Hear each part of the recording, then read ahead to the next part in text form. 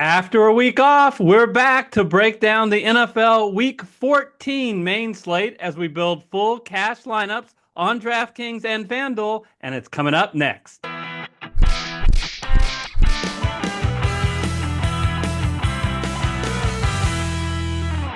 Hello, everyone. I'm Eric Lee. And I'm Michael Wiley, and we're the Fantasy Football Consultants. Eric, congratulations to your Seahawks on that, what I felt like was a bit of a surprising win with some of the turnovers they had against the Jets. Big week this week against the Cardinals. How you feeling? I'm feeling good about where they are. If you had told me at the beginning of the season, would I take where they are? Absolutely. And I think a lot of the credit, I think, goes to the coaching staff, especially the head coach. But I'll feel a lot better if they can beat the Arizona Cardinals this week. So we'll see. Hey, we've got some news to share, some bad, some good, depending on how you look at it. But next week is going to be our last show of the regular season. We will be back for the playoffs. But the good news is we're listening to a few of you in the comments, bringing back for our last show of the calendar year, the presidents. AI Donald Trump and AI Joe Biden. So you can look forward to that this week, next week. Michael, let's talk about week 14. We've got 4 common players. And right off the bat, I'm going to spend a lot of money on running backs. And it starts with Devon Achane, $8,200 on DraftKings and $8,700 on FanDuel. Achane is once again in a great home environment, which is so important for these Dolphins as we get later in the season. They are a home favorite by 6 points, a very good 25 implied total, facing the 20th ranked run defense. What do I like the most? Achane is matchup proof. Last week should have been a disaster. They fell behind 24-3 at half. He got 7 carries for 14 yards. So he had a horrible week, right? No, because he gets involved in the passing game when Miami falls way behind. He did great. Got in the end zone off a reception and got 21 DraftKings points. In fact, in the last 6 weeks, he's averaged 22 DraftKings points. I love this guy in cash. And Eric, I got a almost identical guy that I want to pair up with him. This is going to be the theme of the week. Let's go with running backs to get basically most of the fantasy points for their teams. And that's Alvin Kamara going up. Has a great matchup. He is on the road, but at the New York Giants, who are 30th against running backs. And no running back has more reception yards and receptions than Alvin Kamara. And guess what? His biggest knock this year is he hasn't been getting in the end zone. And, I'm a little bummed about it, but Taysom Hill's injury is a benefit to Alvin Kamara. So this guy, he's been getting 20 plus touches a game all season long. He's clearly the bell cow back, and basically bell cow used guy, especially with some of the injuries at the passing position. I forgot to mention his price, 8,000 on DraftKings, 9,200 on FanDuel. We want to spend money on guys that not only have a high floor, but a high ceiling. And that's, I think, what we get with both Achane and Kamara. Michael, these are 2 star running backs. Apologies to Saquon Barkley. I would have wanted him in the lineup as well. I'll talk more about that when we get into DraftKings. So the next guy, we've got to save money because we just spent a ton of money. And it's going to be the new guy in San Francisco, Isaac Guerendo, $5,400 on DraftKings and $5,200 on FanDuel. It's actually cheaper on FanDuel. With Christian McCaffrey out and Jordan Mason now ruled out, the next man up in the San Francisco backfield is Isaac Guerendo. Do you know he is the lone healthy back on the 53-man roster? Yes, they'll probably pull up someone in the practice squad, but the point is he is going to be the lead back. I expect him to play a similar bell cow role. And he does it in a good game environment as a home favorite, 4 points, 24 implied total against the 25th ranked rush defense of the Chicago Bears. For this price, I'm happy to get him on our lineup. Yeah, no, obviously it's a little bit, feels like a little bit of a risk, a guy who hasn't done much, but he has been participating in the offense, even with those guys in the offense, and shown that he's a good pass catcher and he's a speedster as well. A lot of upside with him, especially with how the Niners use their running backs. Hey, I got another guy. So this is really the theme that you always need to think about with DraftKings and FanDuel is taking advantage of injuries that haven't really been priced into it. And the other thing is taking advantage of guys who they played Monday night and they didn't get repriced based on Monday night. And that's Jerry Jeudy, who we're looking at. He's priced at 5,700 on DraftKings and 6,100 on FanDuel, an absolute bargain for a clear number one ever since Amari Cooper moved on. He's been the number two fantasy receiver over the last 4 weeks. Number two in fantasy scoring over the last 4 weeks. And number five, I'm sorry, getting 10 targets per game over the last 5 weeks. Obviously, phenomenal week this last week, but with Jameis Winston at the helm, Jerry Jeudy is benefiting significantly. If you got him in your fantasy team, you're a lucky man going into the fantasy playoffs. Love it. Hey, I want to take this opportunity to remind everybody that we want to hear from you guys. So share your comments in the comment section of who you like on this week's slate. Also, if you please help us out by smashing that like button. And if you haven't yet, hit the red subscribe button. All right, we've got our four core players. Michael, we have our work set out for us because we've got to save a little money after A-Chain and Kamara in our lineup. We're going to do it on both DraftKings and FanDuel, but we'll start with DraftKings. Okay, Eric, here we are on DraftKings. We've got 22,700 remaining with those four guys plugged in. So we're going to have to be, like you say, bargain hunters here. Where do you want to start for your first edition here? All right, so I'm just not even going to talk about anybody who's way up at top. So I'm looking in the $5,000 range, and the guy that catches my eye is Juwan Jennings from the San Francisco 49ers. So I know that we already have Garindo, but I think that's okay. I think this offense is really going to come alive.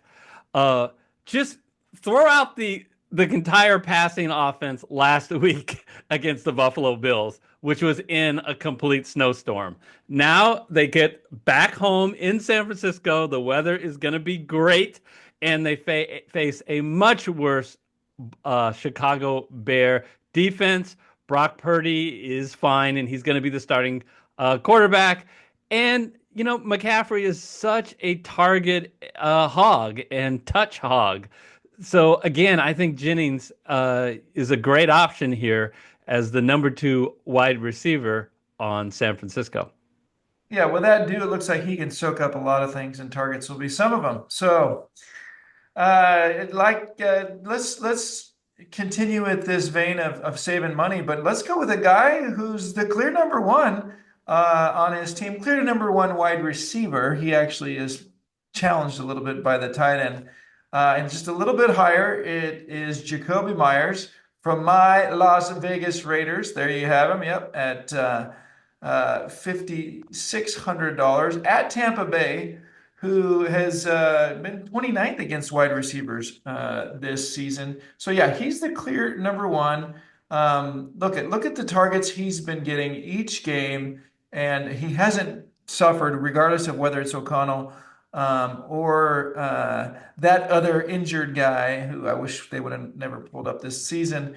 So he's definitely benefit, and he hasn't been hurt. Look at what he's done each week, even when Brock Bowers has been going off as well. I'm kind of surprised Jacoby Myers is priced at this level, and especially going up against a Tampa Bay defense that's been weak against the pass. Let's face it, the Raiders are going to be in comeback mode for the most part all the time. And that's going to be to benefit to Jacoby Myers. All right, and only $4,000 average that we can spend. We got to still be cost conscious, and you can do that often at tight end if you want to go dirt cheap. It looks like in Carolina, Tommy Trouble at $3,000 is going to be the starter. looked at Jawan Johnson if he is healthy. Will be the key tight end with Hill out. But you know what? I'd rather just spend a little bit more money and get TJ Hawkinson at $4,300. Look, I'm going to be the first to admit that Hawkinson has been inconsistent in being that number one threat. But the reality is, teams have figured out how, at least to try to attack this Minnesota offense, which is do what? Double team Justin Jefferson. Do you guys realize that Jefferson only has one game this year where he had double digits in targets? So as Darnold is spreading it around, one of the beneficiaries is definitely Hawkinson, and the pie should be high this week as they have a very favorable matchup at home, favored by 5.5 points in a dome against the Atlanta Falcons at 4,300. He's just priced too cheap, Michael. Yeah, no, I think that, Minnesota's been kind of fortunate by schedule and also the defense picking it up so much.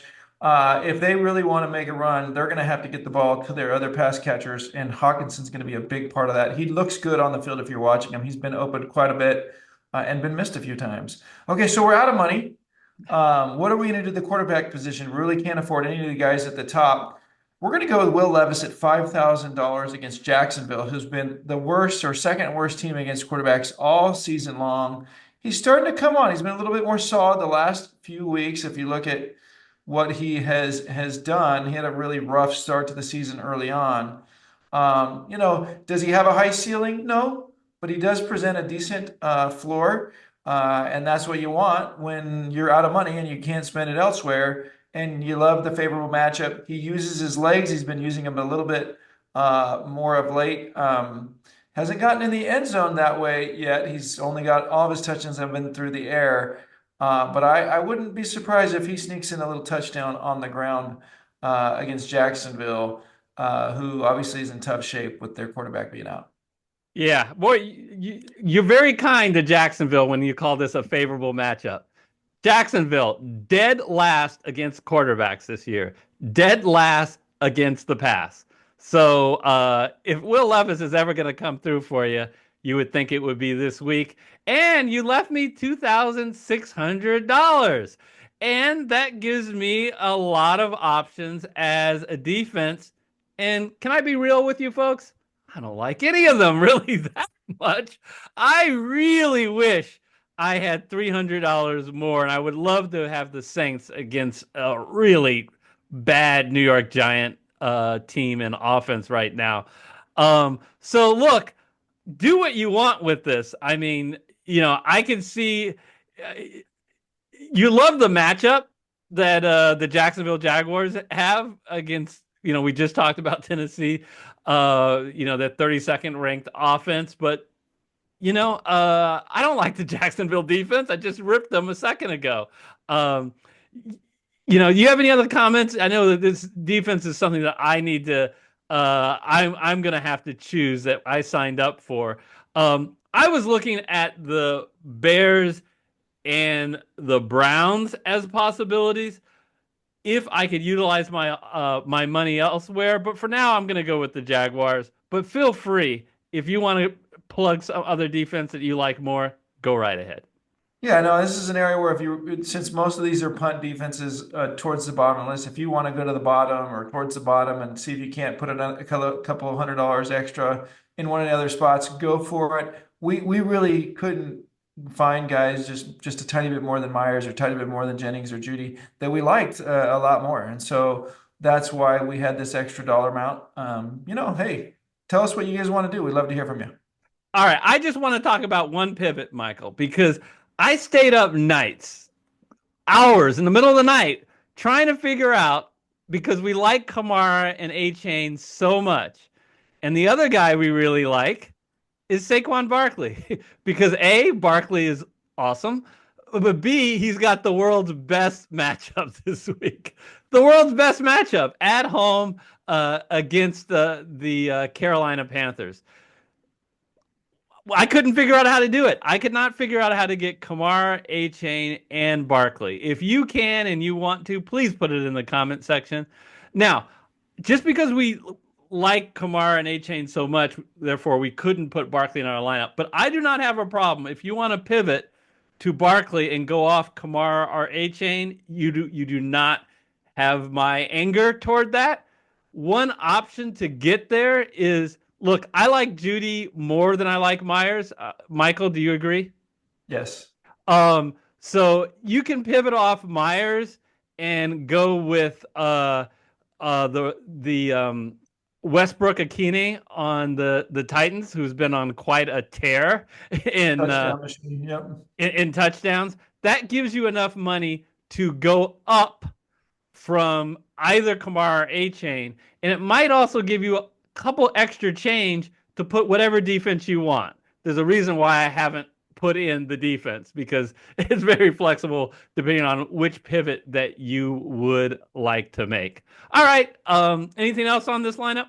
No, I think you said it well. That's exactly what I would do if I wanted Barkley over one of these other two guys. Let's go to FanDuel and see how we wrap up that lineup. All right, with our 4 common players already in our FanDuel lineup, we do have $6,000 on average, a little more to spend. Michael, where are you going to go first? Well, I'm going to start actually at the tight end position because guess what? We can take advantage of the fact that his performance on Monday night wasn't taken advantage of. Love to get Bowers in, but got to save some money. I'm going to go right here to David Njoku, who's at 6,200 against the Steelers, who, have been a little bit susceptible against tight ends. He's only $6,200.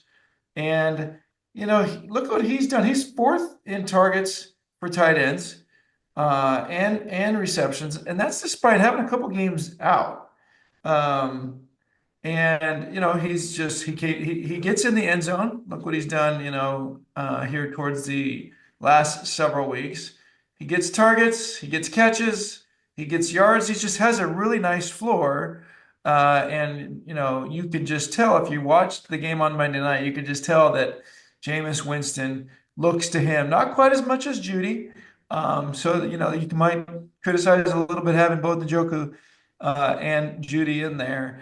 But I think they both present a nice floor, and this is a pretty nice price target. So let's start with David Njoku. Where do you want to go next? Yeah, I just have 2 words to say in relation to the Njoku pick. Jameis Winston. I mean, he is simply targeting and looking his way far more than traditionally than Deshaun Watson, and Winston is moving the team more. All right. Let's go to why. You know what? I'm gonna go to quarterback. Usually what happens, Michael, when I look at quarterback, I go, oh, look at Jalen Hurts and Josh Allen. That's nice, but I want to save some money. I don't think we can afford to not go with a high-priced guy this week. You just don't save that much money, even going look at where Russell Wilson is at 7,700. It's only 1,500 more. You gave away the guy who I'm going with. It hurts me that you did that, Michael. So why don't I go with Jalen Hurts?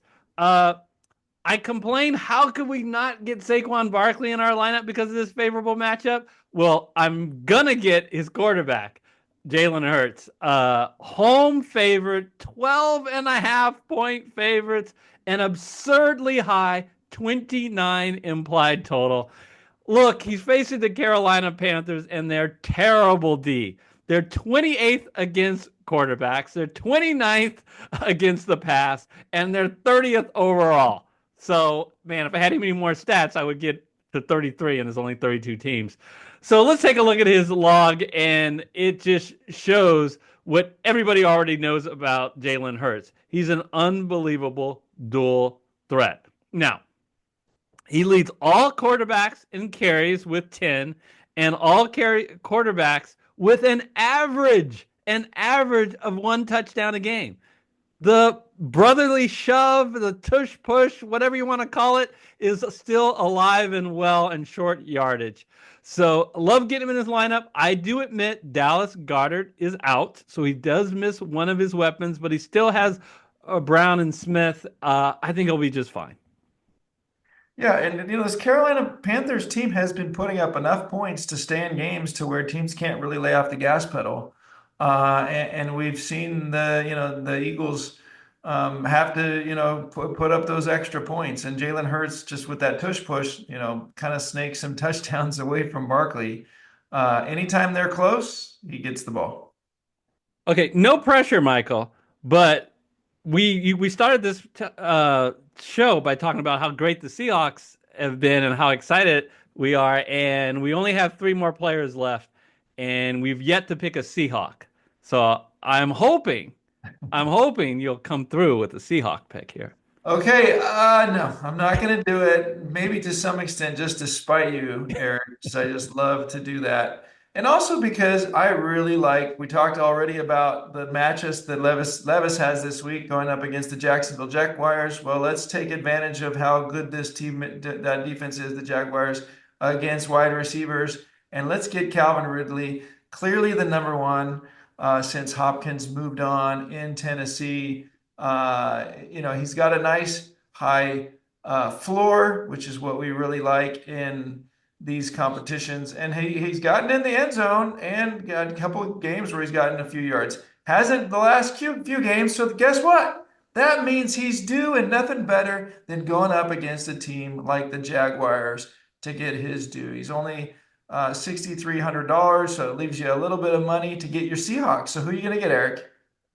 Well, I'm still commenting that Westbrook Akine called and he said, clearly number one, clearly number one. Akine, what he has, like, just because he has 8 touchdowns and 20 catches, but he only has 20 catches in the whole season. So let's call it what it is. All right. Well, on that principle, I'll pick a number one wide receiver in Jordan Addison.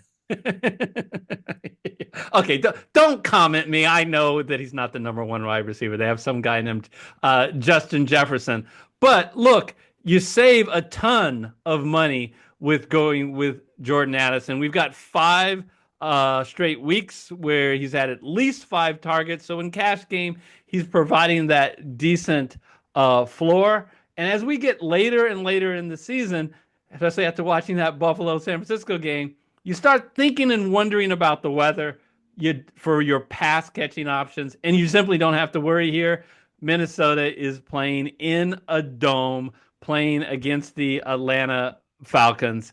So I like Addison here. I have to admit, the guy I like more than Addison is Juwan Jennings, who we talked about on the DraftKings slate. But the problem is he's $400 more, and I couldn't get up to him, Michael, because I guess I have to leave some money for the defense. So if you can make an adjustment where you can get, I have no problem if you want to exchange Jennings for Addison. But given what we have in the rest of our lineup, I'm all right with Addison. Yeah, and like you said, we don't have any money left. So what are my options at the defensive position? It looks like I've got the Raiders against Tampa Bay on the road, or Carolina at Philadelphia. Well, why don't you pick whoever is the better team? I think I'm not sure who that is, though. Oh. Did you see the Kansas City game on Friday, Black Friday, by chance? Did it not really appear clear that the Raiders really should have won that game? Somehow, coaching and other things got in the way. Maybe referees. I don't know. I don't want to say anything, but it was because of their defense. Their defense actually looked all right this last week. Hey, they haven't been that strong, but they did get 5 sacks this last week against a really good offense. Something to build upon. And Tampa Bay has, they've been a team that has produced turnovers because Baker Mayfield can be a little bit aggressive with the ball and also giving up sacks. So like that, much better than the Carolina Panthers. If you'd have given me much money extra, I probably wouldn't have been too excited more about the other picks in any event. So we'll take it. That is what I was going to say, Michael. I think our guest next week, AI President Biden, I think said, don't compare me to the Almighty, compare me to the alternative. And look at the bot of the defenses in case you did have $200 or $300. do you really like them that much more? I don't really. So I think this week for defense, you got to be willing to spend up a little money, or you probably are going to go as cheap as your lineup will allow you. So that's our lineup for FanDuel. Tell us what you guys think of it. Eric, anything else you want to tell the viewers? No, just that once again, coming off Thanksgiving, we're so thankful for our community. It still, amazes me, Michael, that there are people who tune in week after week after week to watch us and let us know, wait a minute, where are you this week when we took 1 week off? And we're so thankful for it. Michael and I'll give you a little behind the scenes, live very busy lives, professionally and personally. We got our hands in a lot of different pots. And we often say, you know what, do we still want to do this? And what keeps me wanting to do it is you guys, the support that you give us. So I just wanted on the heels of the Thanksgiving to thank our community. Likewise. Thanks, Eric. Thanks for that. Thank you all. And I guess I'm going to finish off, Eric. I want to say goodbye. Have a great week, and we'll see you in a week. All right. See you next week with the AI presidents. Good luck this week in fantasy, and we'll put up 2 videos we think you'll enjoy. Take care, everybody.